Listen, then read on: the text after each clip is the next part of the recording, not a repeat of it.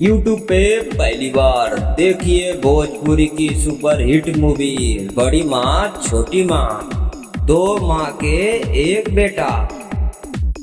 दोस्तों अगर आप भी चाहते हैं ये मूवी देखना तो वीडियो पर लास्ट तक बने रहिएगा। हम आपको बताएंगे ये मूवी कब और कहाँ देखने को मिलने वाला है।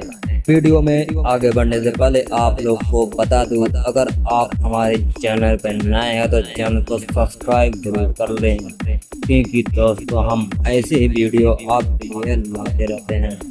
सबसे पहले हम जान लेते हैं इस मूवी में बड़ी माँ छोटी माँ स्टार कास्ट में कौन कौन नजर आने वाले हैं। दोस्तों आप लोग को बता दूं, इस मूवी में स्टार कास्ट में नजर आने वाले हैं खुशी शर्मा, संजना पांडे, राकेश बाबू, आर्या बाबू, रिंकू भारती, प्रेम दुबे और भी ऐसे अन्य कलाकार नजर आने वाले हैं।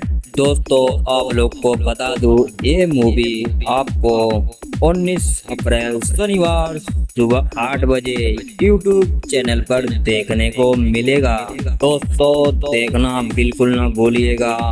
19 अप्रैल शनिवार सुबह 8 बजे। ये एक पारिवारिक मूवी है। इस मूवी में इमोशन भरपूर दिखाया गया है।